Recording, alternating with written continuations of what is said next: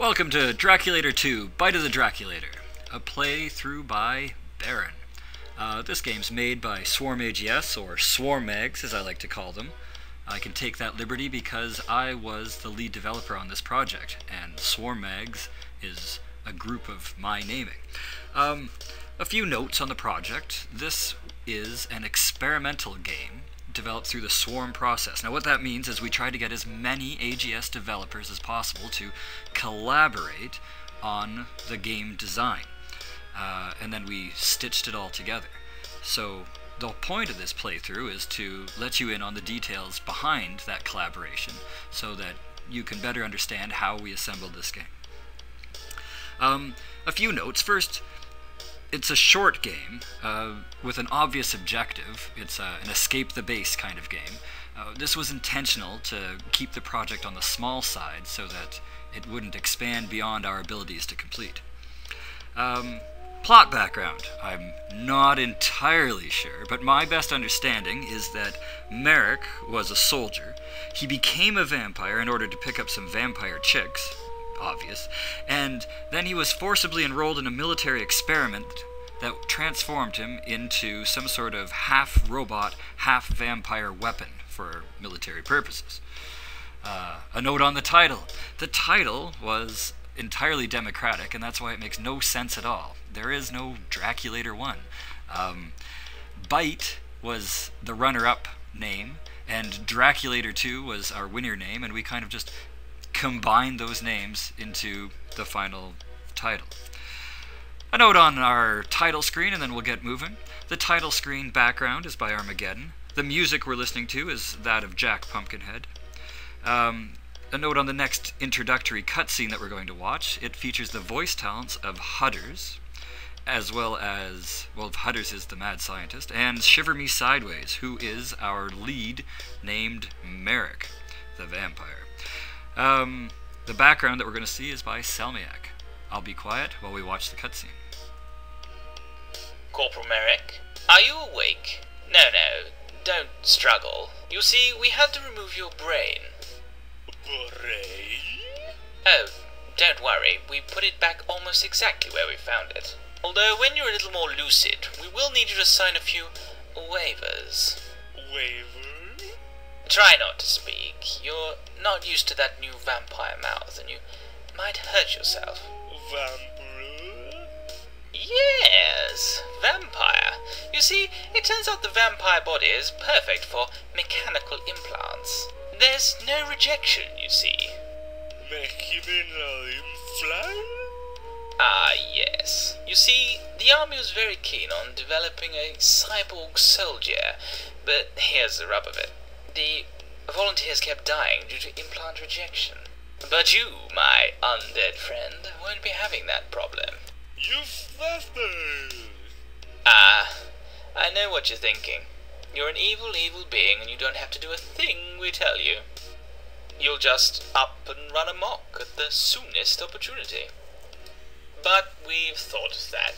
You see, the other wonderful property of vampires is that they assume the powers of whatever blood they consume.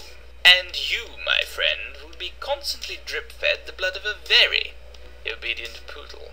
Now, let me just hook up the IV. What's that? The alarm? Hang on for just a second, won't you?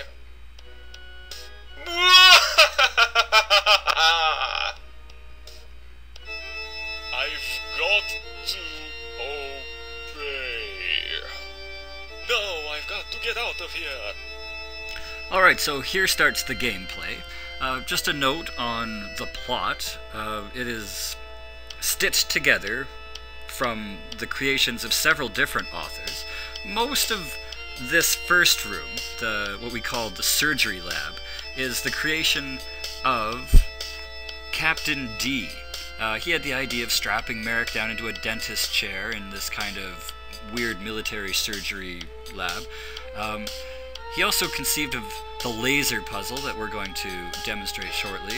And he had a few other weird ideas, like Merrick was this vegetarian vampire, I guess to make players relate more to him, so he wasn't evil. But, well, we incorporated some of that, and you'll see how. So, To start off, background by Grimm, objects by Ghost, and our main character sprite, although it was worked on by many people in this final version, it's actually the work of Sephiroth, and he did the walk cycles that you're going to see shortly once we escape. Now, the first puzzle, how to escape. Our good voice actor Hudders also had the brilliant idea of this poodle, animated by Armageddon, by the way, to explode through the struggles of Merrick. Now we just click on him, he's going to start struggling. Struggle, my vampire heart can force the blood back up the tube. And if we keep struggling... If I really struggle, I can force my own vampire blood up into the poodle. Now you can see a contributor, Snarky, has animated the poodle to be a little more sickly looking and inflated. And if we struggle again... I didn't see that coming. Fortunately, the loss of blood has emaciated me, and I can now wriggle my mechanical arm free to snap these bonds. Now to get out of this place, I must hurry before they notice I'm loose. Now that message, I must hurry before they notice I'm loose, well, that was designed to let players know what their objective was. They had to escape. It wasn't immediately clear in our original versions. And this message, to access inventory and options, you must left-click on the Merrick character.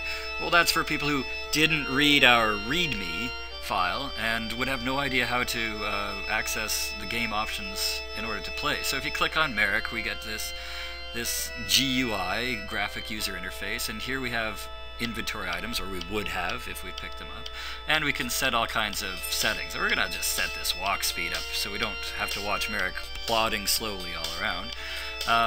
The music's fine. We're gonna go OK. Now, to pick stuff up. Well, we see some handy fridge magnets.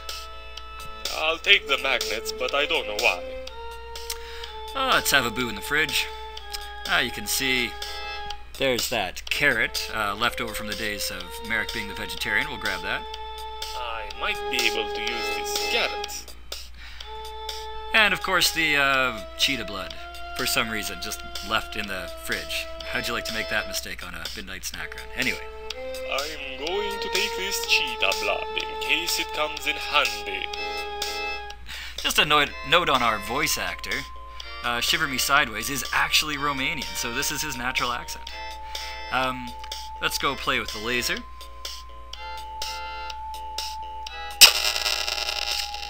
Oh, well, so the laser is obviously pointed at this mirror, I guess for surgery purposes. How about we just change the angle of that mirror? And then laser again. Nice animation there by Ghost. Now to escape.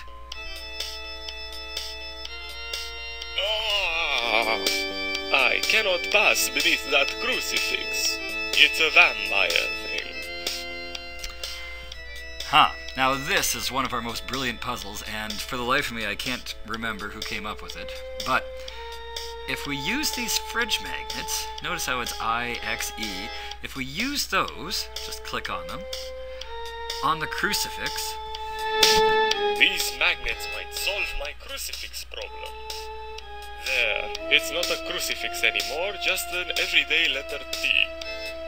Brilliant. The gag being that now it's just exit, so it's just a T, it's not a crucifix, because obviously vampires can just walk beneath everyday letter T's. And now we can escape. To be continued in our next video.